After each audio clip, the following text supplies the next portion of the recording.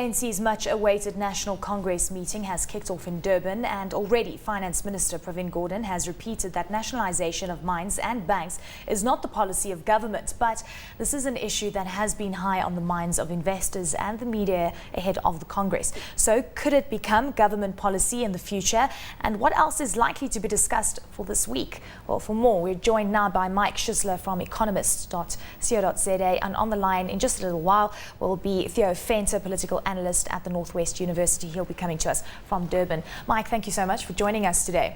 NGC meeting, and really that's on the top of many people's minds at this point in time. And we're hearing all the policy changes, the possible policy changes, especially the fact that COSATU has been making a lot of noise. From an economic perspective, what are you really focusing on right now? Surely it's got to be all the intervention, state intervention in various parts of the economy. Well, I am a bit worried about the sort of state intervention because we already have a very mixed economy with a very big socialist twang. We have more people on social welfare than we have in employment at the moment. We have 14.3 million people as the latest number, and about 12.7 million people working. So 14.3 million are in social welfare. So it's impossible for us to just make this thing bigger. And the statements coming out of nationalization from the ANC Youth League and various other role players make it very difficult for investors to want to invest here. Because if you want to invest, you want to extract a profit. You don't want somebody to take your hard-earned money and take it away from you. And I think we're totally looking at the wrong end of the stick. What we should be doing is we should be saying, what can I do to attract more people, to make even South Africans want to invest here? And that's what we need to do as a country. And at this moment in time, I don't think we have as much room to maneuver worldwide. We're seeing a very big shift away from big government, and that accounts, for example, in this week's Economist, the Swedish model is being dismantled slowly but surely.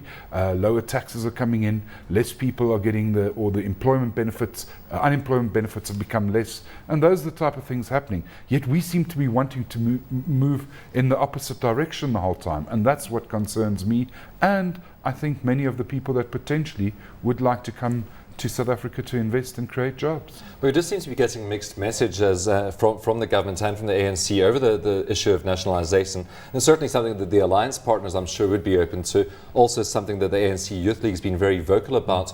Do you think it's something that is going to be discussed seriously and taken seriously from here? Do you think that we could see some parts of government and the ANC getting their way over nationalisation? Well, I think most government ministers have said there is no nationalisation, but we do have a Tokyo Sequali saying, wait, everything is open. Then we have all the other elements of the ANC coming in and saying, no, we've got to discuss this. So it's clearly a political play, which I might not understand that well. But what I can say as an economist is we are seeing a situation whereby we are chasing people away. And we are saying to people, we really don't want any more jobs here. We just want to nationalize. And we want to have this frenzy of people eating. And I think certain people in the alliance have made that clear as well. It's like we've got a lot of hyenas in this game. And I'm afraid that that is really not good for our economy going forward. Well, Mike, looking at the rand, we've been seeing a lot of strength coming through, despite the fact that we've got the NGC meeting underway. But it is interesting to note that a lot of sovereign debt agencies are saying that the high unemployment in South Africa could perhaps lead to civil unrest down the line. So with that said, should we be taking COSATU's sweeping proposals seriously? Well, COSATU's proposals are not going to create jobs that are meaningfully going to add value. And you're also going to have a revolution if people are sitting in government jobs not getting money, because essentially we need money. We need money to be able to redistribute some of that money.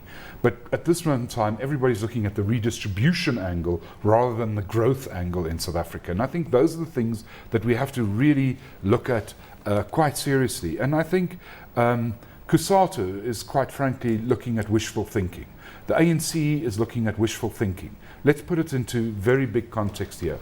We have less than 10% of our population carrying the other 90% vis-a-vis taxes and everything like that. And this is not a white-black divide. These are people of all colours and persuasions that are part of that, earning South Africa wealth. And we're getting very poor outcomes from the state. Our education system is worse than most other African countries. Our employment situation is the worst anywhere outside of a war zone, the number of people employed. It's a shocking statistic. And these are mistakes that we've made, and it is leading to social unrest. But the social unrest is this time round not aimed so much at the business sector, it's aimed back at the political party in power at the moment. And that's what's worrying them, I think, rather than anything else. I think there's been a subtle shift to where everything was aimed at the business sector, to where people are starting to realize, but the business sector is not able to grow.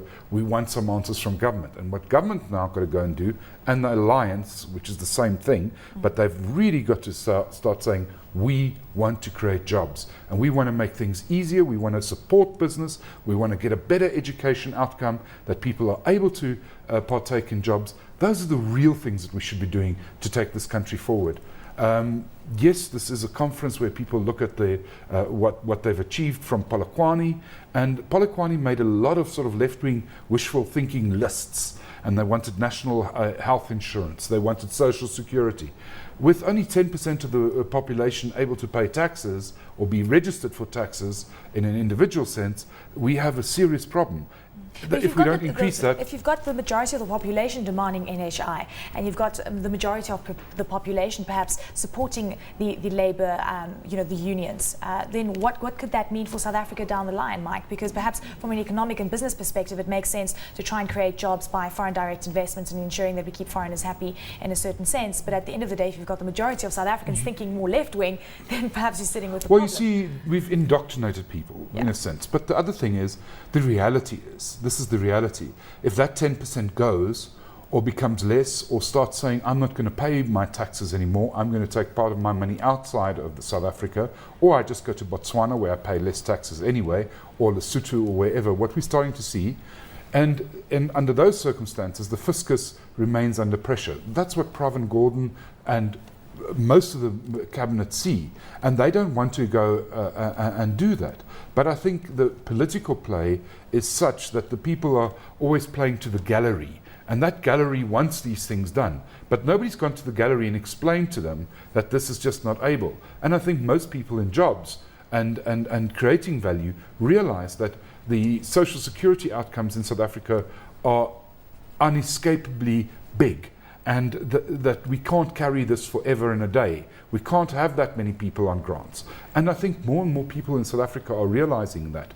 And you find a lot more of that. And that's, again, not a white-black play, but a realization that you can't just keep on giving people money, that money is worthless. And now you talked about the national health insurance. But for example, if you implement that right now, the cost for the economy would be so big that many people would be withdrawing from the economy, and that system would collapse. You would go really back to a very much worse health system than we have right now. I think we saw during the recent strike just on the pressure that was placed on the private sector during that. How about 7% growth? Do you think that's wishful thinking? Because that's again what Finance Minister Pravin Gordhan has come out and said, we need 7% growth if we're going to create jobs in the country. And that's something that Zuma said recently when he was on his travels. Stephen, we need 7% growth. That's true. But how do you achieve it? No, the problem is it's not realistic right now. We don't have the electricity. We probably don't have the water for 7% growth right now. That's already a reality. That underlines it.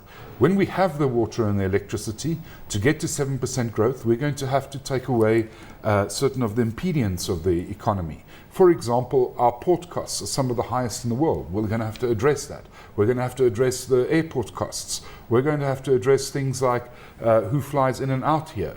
Those are the type of things that those are the micro aspects. And you won't get it through nationalisation, I'm sure. You're not going to get that through nationalisation. So the fact of the matter is we have to go to, let's call it this, a much more market-friendly policies, much more economic and microeconomic focused policies, and that says, where can I get the efficiency going? And I think President Zuma's already talked a little bit about efficiency, but the fact of the matter is there should be more emphasis on efficiency that we should be getting to get that 7% growth, because we've already seen the state institutions fail to deliver electricity, which means 7% for the next 2-3 years at least is out of the window. And anyway, we're lucky because the world economic cycle at the moment is that the new normal is probably for us closer to 3%, and for most of the world for the next 2 to 3 years as we go out of this recessionary environment. Mike, I was talking to Lumkile Mondi from the IDC last week about the NGC meeting, and he said, all this talk about nationalization, the media tribunal, the leadership battles that are ongoing, he says that is not important. What we really need to focus on is what you were alluding to, and that is, of course, productivity, efficiency, and things like that. Just looking at this NGC meeting, do you think that we'll see some comments about the productivity levels, the efficiency levels in the country, or do you think it's going to be overridden by all these other peripheral issues? I think you're right. It's going to be overridden by all the peripheral issues that's playing to the gallery, and I think that's our problem that we have at the moment with this sort of meeting. I think where things will happen will be behind the scenes. And that's probably not at this meeting either, because right now we have some of the hyenas, as Vavi would call them, paying to sit at the tables, and they want their pound of flesh now.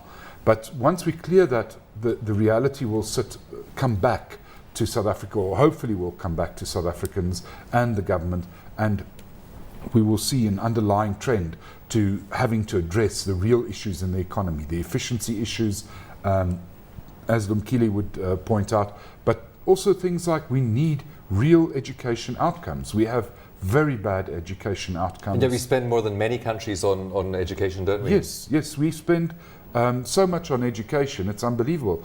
The fact is, people think you're kidding when you say teachers shouldn't get paid this much. They should actually get paid for the outcomes.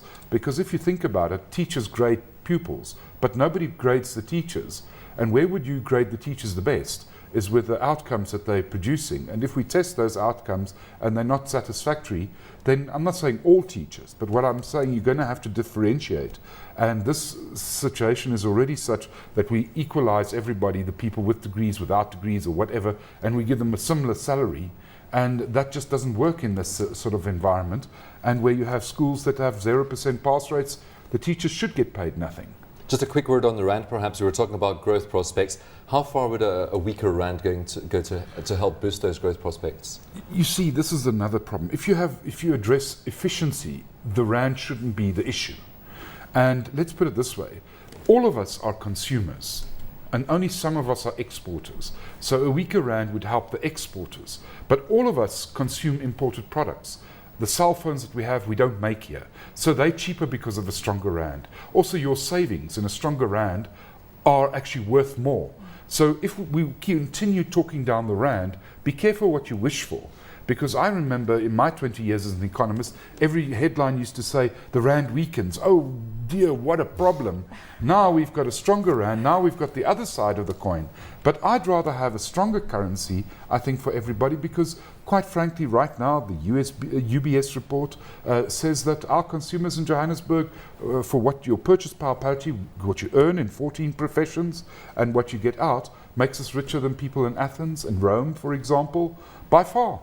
And there's now clear evidence that we're aiming with our strong rand, as consumers at least, into the same levels as a Berlin, for example. Athens perhaps is a bad example. I was going to say we're definitely richer than the people in Athens.